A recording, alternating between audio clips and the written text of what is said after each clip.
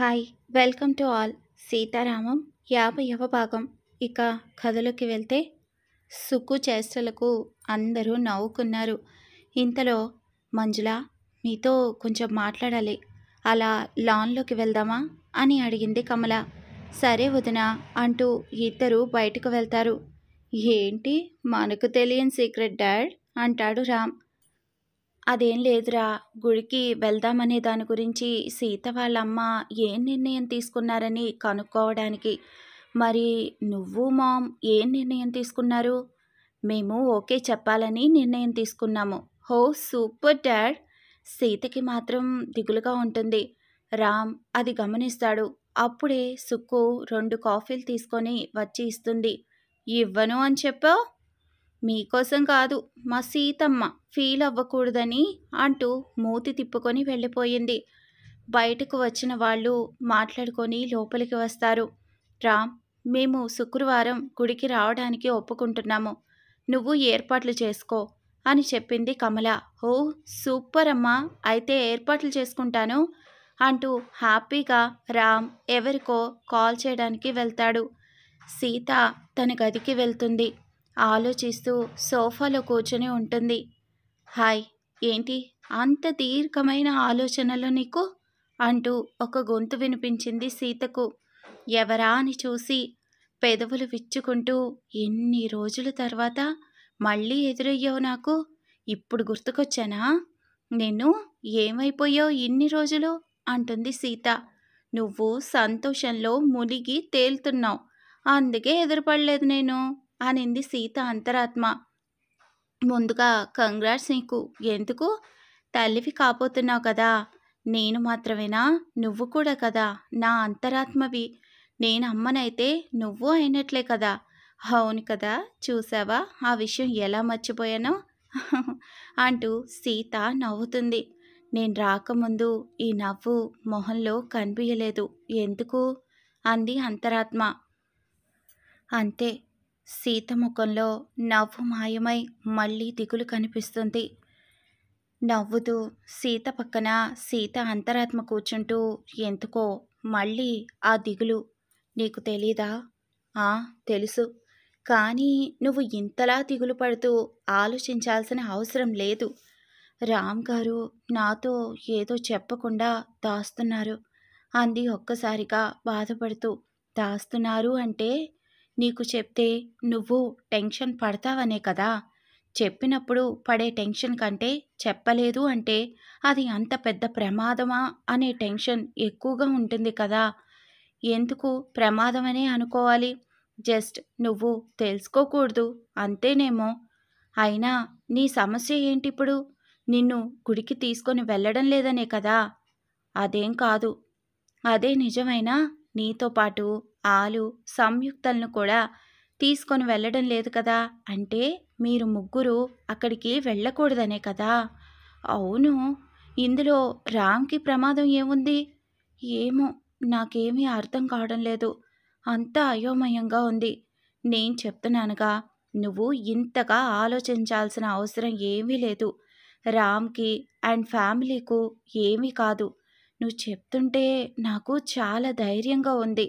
నేను చెప్పినవి జరుగుతాయి, ఎందుకంటే నేను మనిషిని కాదు, అంతరాత్మను. ఓకేనా? చాలా థ్యాంక్స్. సరే అంటూ మాయమవుతుంది అంతరాత్మ. ఏంటి అప్పుడే వెళ్ళిపోయావు? ఎవరిని అడుగుతున్నావు సీత అంటూ అడిగాడు రామ్ అప్పుడే గదిలోకి వచ్చి. హో, మీరొచ్చారా, అందుకే తను వెళ్ళిపోయింది అని మనసులో అనుకుంటూ ఉండగా అప్పటికే రామ్ సీత దగ్గరికి వచ్చి ముఖంలో ముఖం పెడుతూ, హలో, ఎవరు అని అడుగుతాడు రామ్. సడన్గా అంత దగ్గరగా రామ్ని చూసేసరికి, అబ్బా రామ్ గారు, ఏంటి ఇంత దగ్గరగా వచ్చారు, కంగారు పడిపోయాను. ఎందుకో అంటూ వెనక్కి తిప్పుకొని నడుము చుట్టూ చేతులు వేసి మెల్లగా కడుపుని తడుముతున్నాడు. ఏమీ లేదులేండి, ఆఫీస్కు సమయం కాలేదా మీకు? అవును, ఇంపార్టెంట్ మీటింగ్ ఉంది సీత, రెడీ అవ్వాలి. థ్యాంక్స్ గుర్తు చేసినందుకు అంటూ ఫాస్ట్గా బాత్రూంలోకి వెళ్ళిపోతాడు రామ్. సీత నవ్వుకుంటూ బయటకు వెళ్తుంది. కొంచెం సమయం తర్వాత ఆఫీస్కి బయలుదేరతాడు రామ్. ఇక మరొక వైపు కౌశల్ తన ఆఫీస్లో కూర్చొని నారాయణ చేయబోయే పని గురించి ఆలోచిస్తూ, ఎందుకు డాడ్ ఇలా ప్రవర్తిస్తున్నారు? ఆయన చేసేది కరెక్ట్ కాదు. ఎలాగైనా ఈ ప్రమాదం నుండి రామ్ కుటుంబాన్ని కాపాడాలి. ముందు డాడ్ ప్లాన్ తెలుసుకోవాలి అని ఆలోచిస్తూ ఉంటాడు. మరొక వైపు రామ్ ఆఫీస్లో ముగ్గురు మీటింగ్. ఇదే ఇంపార్టెంట్ మీటింగ్ అని సీతకు చెప్పిన విషయం ఇంట్లో ఒప్పుకున్నారు మహేష్. కానీ అసలు ప్లాన్ ఏంటి అన్నాడు మహేష్. మన డ్రైవర్తో ఒకడు మాట్లాడుతున్నాడుగా.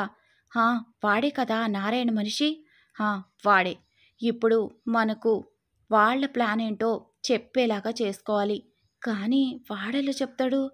ఎలా అంటే వాడి అమ్మ, భార్య, పిల్లల్ని మన చేతుల్లో పెట్టుకొని బ్లాక్మెయిల్ చేస్తే. ఓ ఓకే, కానీ వాడికి అంత ప్లాన్ చెప్తారా వాళ్ళు అన్నాడు సుధీర్. చెప్పేలా మనం అడిగేలా చెయ్యాలి. కానీ రేపు ఒక్కరోజే కదా మనకి టైం ఉంది. అవును, అందుకే రేపు సాయంత్రం నుండి వాళ్ళ ప్లాన్స్ ఏంటో మనకు తెలియాలి. అంతవరకు మనం ఎలాంటి ప్లాన్స్ చెయ్యలేం. మనతో పాటు మనం పెట్టిన మనుషులు ఎలాగో వాళ్ళని ఫాలో చేస్తుంటారు కాబట్టి నో ప్రాబ్లం. అదెలా రామ్? వాళ్ళు ఫోన్స్లోనే కదా మాట్లాడుకుంటూ ఉంటారు. ఎస్, అందుకే డ్రైవర్తో మాట్లాడే మనిషి ఫోన్, నారాయణ ఫోన్ ఆల్రెడీ మన సిగ్నల్స్కి తెప్పించుకున్నాను. సో వాళ్ళు మాట్లాడుకునేవి మనకి తెలుస్తుంది. అండ్ మెయిన్ క్యాండిడేట్ నారాయణకు అండ్ డ్రైవర్కు మధ్యలో ఉండేవాడు. వాడి ఫోన్ని కూడా ట్రేస్ చేసి రికార్డ్స్ అన్నీ వినేలా చేస్తున్నాను. కానీ ఇంతవరకు వాళ్ళు ఎలాంటి ప్లాన్స్ వేయలేదు. మన కన్ఫర్మేషన్ కోసం చూస్తున్నారు. అందుకే ఉదయం డ్రైవర్కి చెప్పాను. నాకు తెలిసి ఇన్ఫర్మేషన్ వెళ్ళి ఉంటుంది నారాయణ అండ్ కౌశల్యకు. కౌశల్ ఎవరో అనాథ బిడ్డను, అది కూడా ఆడపిల్లను దత్తత తీసుకున్నాడంట అన్నాడు మహేష్ రామ్తో. అవునా? కానీ ఎందుకు? వాడికి పెళ్ళై ఆల్మోస్ట్ 5 సంవత్సరాలు అవుతుందిగా. కానీ వాడికి పిల్లలు పుట్టలేదు. ఏమైనా సమస్య ఉందేమో, అందుకే ఇలా చేసుంటాడు. కానీ ఆ నారాయణకు అస్సలు ఇష్టం లేదంట. నీకలా తెలిసింది? మొన్న టెండర్ వేయడానికి వాడి పిఏ మాత్రమే వచ్చాడు. అప్పుడు వాడే చెప్పాడు ఇలా అని. అందుకే కౌశల్ రాలేకపోయాడని. ఓ, ఈ ప్లాన్లో కూడా కౌశల్ ఇన్వాల్వ్ అయినట్లేడు అని రామ్ అన్నాడు. వాళ్ళ మధ్యలో ఏదో సమస్య ఉందేమో రామ్. వాళ్ళెలా పోతే మనకెందుకులే, కానీ ముందు మనం ప్లాన్ వెయ్యాలి అన్నాడు సుధీర్ ఇంతలో. అది నిజమే, మన వాళ్ళ నుండి కాల్ రానివ్వు అన్నాడు రామ్. అలా ఆ రోజు సాయంత్రానికి నారాయణ ప్లాన్ గురించి రామ్కు తెలిసింది. రామ్ కూడా ఏం చేయాలో అని మహేష్, సుధీర్తో పాటు మిగిలిన మనుషులకి కూడా చెప్పాడు.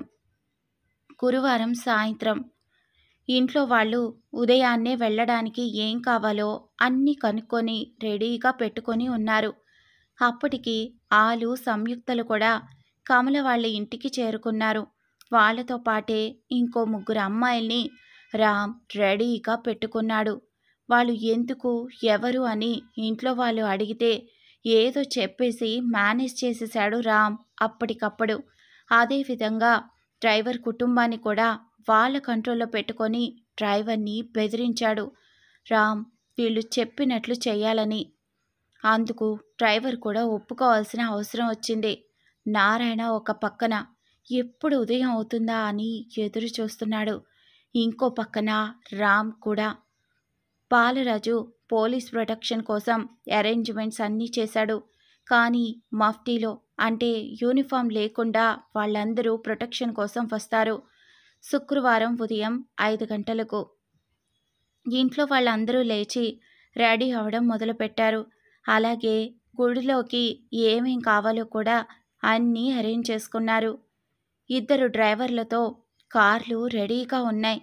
కానీ డ్రైవర్ నుండి ఎలాంటి ప్లాన్ రాలేదు రామ్కు. అలాగే మిగిలిన వాళ్ళకి కూడా నారాయణ ఫోన్ నుండి ఎలాంటి కాల్స్ లేవు. లాస్ట్ కాల్ చేసినప్పుడు ఉదయం 4 గంటలు. ఆ రికార్డింగ్లో ప్లాన్ క్యాన్సిల్, ఎవ్వరూ ఏం చేయకూడదు అండ్ ఆ డ్రైవర్ని డ్రైవింగ్కి వెళ్ళి వచ్చేయమని చెప్పినట్లు ఉంది. అదంతా విన్నారా మహేష్ సుధీర్లకు ఏంటి ఇలా జరిగింది అని ఒకరినొకరు చూసుకున్నారు.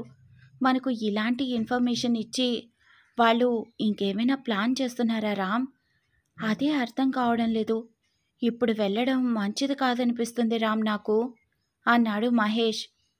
మహేష్ ఏమీ కాదు, ఇంతవరకు వచ్చి ఇప్పుడు సడన్గా వద్దు అంటే నిజంగానే ఏదో అనుకుంటారు. అందుకే ఇప్పుడు వెళ్దాం. అయినా మన వెనుక మనుషులున్నారు, అందులో వాళ్ళు మనుషుల్ని ఫాలో చేస్తున్నారు. ఇంకెందుకు భయం, మీరు రండి అన్నాడు రామ్. అది కాదు రామ్ అన్నాడు సుధీర్. సుధీర్ వెళ్దాం, ఏం జరిగినా అందరం కలిసి వాళ్ళని వెతుకుదాం అంతే అన్నాడు మహేష్ కూడా. అందరూ కార్లెక్కారు, బయలుదేరారు. కొంతమంది మనుషులు వీళ్ళని ఫాలో చేస్తుంటే మరికొంతమంది మనుషులు నారాయణ మనుషుల్ని ఫాలో చేస్తున్నారు. డ్రైవర్కు ఎలాంటి ఫోను రావడం లేదు. మఫ్తీలో పోలీస్ వాళ్ళు వీళ్ళెవరికీ తెలియకుండా ప్రొటెక్షన్ కోసం ఫాలో చేస్తున్నారు. రామ్, మహేష్, సుధీర్ వాళ్ళు టెన్షన్గా చుట్టూ చూస్తూనే ఉన్నారు. కానీ వాళ్ళకు అనుమానం కలిగేలా ఏమీ జరగడం కానీ ఎవ్వరూ కనిపించడం కానీ జరగలేదు. చూస్తూ ఉండగానే గుడికి చేరుకున్నారు అందరూ. అది చాలా పెద్ద గుడి. అక్కడ అందరు దేవుళ్ళు కొలువై ఉన్నారు. వీళ్లకు మునీశ్వర స్వామి ఇంటి దేవుడు. అందుకే ఆ దేవుడికి పొంగలి పెట్టడం, ఏం కావాలో అన్ని అరేంజ్మెంట్స్ చూస్తున్నారు ఆడవాళ్ళు. ఇటు రామ్, సుధీర్, మహేష్లు మాత్రం చుట్టూ పరిసరాలను, మనుషులను గమనిస్తూ ఉన్నారు. ఇక్కడ కూడా వాళ్లకు ఎలాంటి అనుమానం కలిగేలా ఎవ్వరూ కనిపించడం లేదు. ముగ్గురు చుట్టూతా చూస్తూనే ఉన్నారు, ఓ కంట కనిపెడుతూనే ఉన్నారు. మనందరం బయట ఉన్నా మన గురించే ఆలోచిస్తున్నాం కానీ ఇంట్లో ఉండే వాళ్ళ గురించి ఎవ్వరూ ఆలోచించడం లేదు అన్నాడు సుధీర్. ఎందుకో అసలు ఆలోచించడానికి ఎవరైనా ఇంట్లో ఉన్నట్లు మనం చూపించుకుంటే కదా సుధీర్ మనతో పాటు. అందుకే కదా ముగ్గురు ఆడవాళ్ళని పిలిపించుకుంది వాళ్ళకి బదులుగా. సో వాళ్ళ ఆలోచన ప్రకారం అందరం ఇక్కడ ఉన్నట్లే. కానీ వాళ్లకు మనుషుల ముఖాలు తెలుసు కదా రామ్, అందుకే కదా ఇలా అందరికీ మాస్కులు వేసింది. అవును సుధీర్, వాళ్లకు ఇంట్లో మన ఆడవాళ్ళు ఉన్నట్లు తెలియదు. ఎందుకైనా మంచిది, నేను కాల్ చేస్తాను ఉండు అంటూ ఆలుకి కాల్ చేస్తాడు సుధీర్. అటువైపు ఆలు కాల్ లిఫ్ట్ చేసి చెప్పు సుధీర్ అంటుంది. ఆలు, గుడికి రీచ్ అయ్యాము, మేమంతా ఓకే. మీరేం చేస్తున్నారు? ఏమీ లేదు, నలుగురం కూర్చొని ముచ్చట్లు పెట్టుకున్నాం. టిఫిన్ తిన్నారా? లేదు. ఓకే, డోర్ ఓపెన్ చేయకండి మేము వచ్చేంత వరకు. అండ్ సుక్కుకి కూడా చెప్పు బయటకు వెళ్ళొద్దని. ఓకే సుధీర్, ఏమైనా సమస్య? అదేం లేదు, ఇంట్లో ఎవరూ లేరనే కదా వాచ్మెన్కి చెప్పమని చెప్పాం. ఎవరైనా వస్తే అలాగే చెప్తారు. మీరు కనుక వాళ్ళకి కనిపిస్తే మళ్ళీ తప్పుగా అనుకుంటారు, అందుకే. ఓకే సుధీర్, అలాగే చేస్తాం. Bye, take care. Bye. Call cut చేస్తుంది ఆలు. ఏంటంటే మీ ఆయన అప్పుడే మాట్లాడలేక ఉండలేకపోయాడా అంది సంయుక్త. అదేం లేదక్క, మనల్ని బయటకు వెళ్ళొద్దు అని చెప్పారు అంటూ సుధీర్ చెప్పిన విషయాలన్నీ చెప్పింది ఆలు. ఓ ఓకే, అది నిజమేగా, మళ్ళీ చూస్తే అబద్ధం చెప్పారు అని అపార్థం చేసుకుంటారు. సీత మాత్రం ఏదో ఆలోచిస్తూ ఉంది. హలో మేడం, అంతలా ఆలోచించడానికి ఏం లేదు, కూల్ డౌన్ అంది ఆలు. మరొక వైపు ఫోన్ పెట్టేశాక సుధీర్తో ఏం చెప్పింది ఆలు అని అడిగాడు రామ్. ఎవ్వరూ రాలేదంట అండ్ సేఫ్గానే ఉండమని చెప్పాను. అంటే ఆ రౌడీలు ఇంటికి వెళ్ళడానికి ఛాన్స్ లేదు సుధీర్ అన్నాడు రామ్. మరెందుకు వాళ్ళు ప్లాన్ క్యాన్సిల్ చేసినట్లు? తెలియడం లేదు, కానీ మన జాగ్రత్తలో మనం ఉందాం అంటూ అటు ఇటు గమనిస్తూనే ఉన్నారు. అసలు నారాయణ ప్లాన్ ఎందుకు వద్దు అనుకున్నాడో తెలుసుకుందాం. గురువారం రాత్రి కౌశల్ నారాయణ మీటింగ్ పెట్టుకునే ప్లేస్లో రాత్రి 10 గంటలకు వాళ్ళు 2 కార్స్లో వస్తున్నారు సార్. అయితే ఆ 2 కార్స్కి యాక్సిడెంట్ అవ్వాలి, అక్కడికక్కడే వాళ్ళు చావాలి, అదే ప్లాన్. ఏం చేయాలి, ఎలా చేయాలి? యాక్సిడెంట్ అని నారాయణ మొత్తం ఆ రౌడీకు ఎక్స్ప్లెయిన్ చేస్తున్నాడు. ఆ మాటలన్నీ వింటున్న కౌశల్ కోపంతో ఇంట్లో నుండి బయలుదేరాడు. సమయం 11. నారాయణ ఇంకా ప్లాన్ గురించి వివరిస్తూ ఉన్నాడు. డాడ్ అంటూ ఒక అరుపు. నారాయణ, ఆ రౌడీ ఇద్దరూ ఒకేసారి ఆ పెద్దగా అరిచిన శబ్దం వచ్చిన వైపు చూశారు. ఏంటి కౌశల్, ఇలా వచ్చావు అని అడిగాడు కేర్లెస్గా నారాయణ. డాడ్, మీరు చేస్తున్న పని కొంచెం కూడా మంచిది కాదు. నేనా? ఏం చేస్తున్నాను అని ఏమీ తెలియని వాళ్ళ అడిగాడు నారాయణ. డాడ్, నాకు అన్నీ తెలుసు. మీరు ఎప్పటి నుంచి రామ్ కుటుంబానికి అపాయం చేయాలని చూశారో అప్పటి నుంచి అంతా తెలుసు అంటూ అక్కడ ఉన్న మైక్రో రికార్డర్ని బయటకు తీస్తాడు కౌశల్. అది చూసి నారాయణ, రౌడీ ఇద్దరూ ఒక్కసారిగా షాక్ అవుతారు. ఏంటిది అని కోపంగా అడిగాడు నారాయణ. దీని పేరు మైక్రో వాయిస్ రికార్డర్. మీరు 2 వారాలుగా ఇక్కడి నుంచి మాట్లాడిన మాటలన్నీ ఇందులో రికార్డ్ అయి ఉన్నాయి. అయితే ఏం చేయాలి? ఏంట్రా, జైల్లో కూర్చుంటావా అని అడిగాడు రౌడీ వైపు చూస్తూ కౌశల్. సార్, అంత పని చేయకండి, పిల్లల కలవాణ్ణి. అబ్బా, ఇంకొకరిని చంపడానికి వాళ్ళు గుర్తుకు రాలేదా? వాళ్ళకి పిల్లలు, భార్యలు, కుటుంబాలు ఉండవా? సార్ ప్లీజ్, ఈ ఒక్కసారికి నన్ను వదిలేయండి. నేను మా వాళ్ళకి చెప్పేస్తాను, ప్లాన్ ఏమీ లేదు అని అడుక్కుంటున్నాడు, వేడుకుంటున్నాడు రౌడీ. రై, నువ్వాగరా అంటూ రౌడీని అరిచి, కౌశల్, మర్యాదగా నన్ను నా పని చేసుకొనివ్వు, లేదా నీ ప్రాణాలు తీస్తాను. నేను మీ కొడుకుని డాడ్, అంత పిచ్చివాణ్ణి కాదు.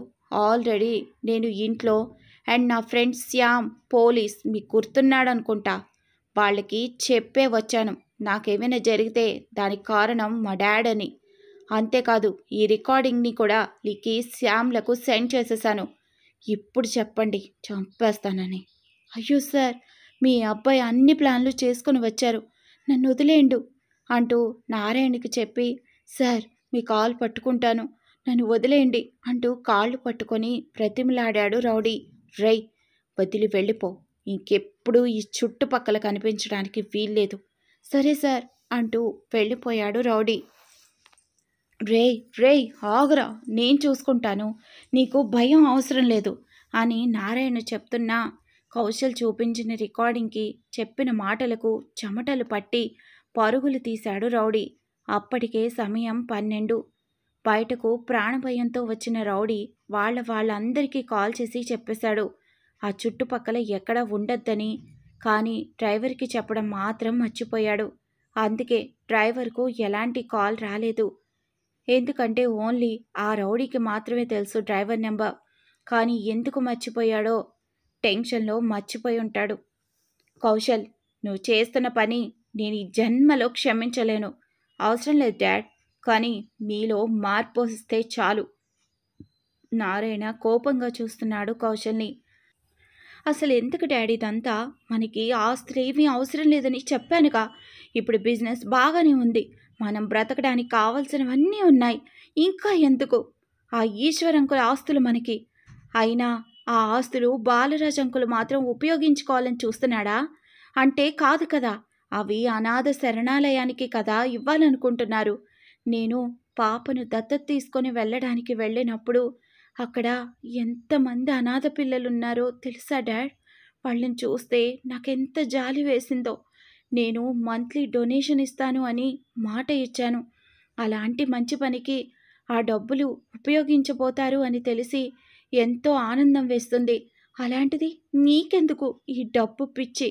కౌశల్ మాటలన్నీ వింటున్న నారాయణ కోపంగా, కాదు కౌశల్ అని గట్టిగా అరిచాడు. వాళ్ళ మీద నాకు కోపం అంతకంటే మించింది. నన్నే జైల్లో కూర్చోపెట్టారు. ఆ బాలరాజుకు ఎంత ధైర్యం! మీరు కనుక రామ్ కడుపులో ఉన్నప్పుడు చంపడానికి విషం ఇవ్వకపోతే అలా చేసుండరు కదా డాడ్. తప్పు మీదే కదా. కౌశల్ అని గట్టిగా అరిచాడు నారాయణ. డాడ్, మీరెంత గట్టిగా అరిచినా అదే నిజం.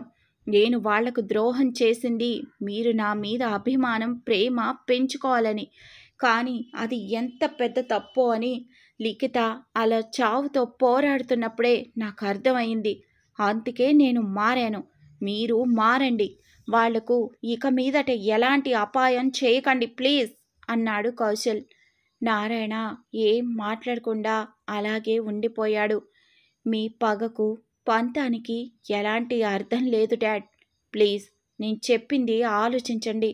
నేను వెళ్తున్నాను, కానీ రికార్డింగ్స్ని తీసుకొని వెళ్తున్నాను కదా అని మీరు ఫోన్లో చెప్తారేమో. శ్యామ్ ఆల్రెడీ మీ ఫోన్ని ట్రాప్ చేశాడు. ఇంకా మీరు ఏం చేసినా మాకు తెలుస్తుంది అని వాన్ చేసి వెళ్ళిపోయాడు కౌశల్. అప్పటికే సమయం 1 గంట అవుతుంది. నారాయణ ఆలోచిస్తూ కూర్చుని ఉండిపోయాడు అలాగే. ఇక రానున్న ఎపిసోడ్స్లో ఏం జరగబోతుందో తెలుసుకోవాలి అంటే మన ఛానల్ని సబ్స్క్రైబ్ చేసుకోండి. ఈ ఎపిసోడ్ కనుక నచ్చితే తప్పకుండా లైక్ చేయండి. అలాగే హైప్ అనే బటన్ పైన క్లిక్ చేయడం మర్చిపోకండి. Thanks for watching.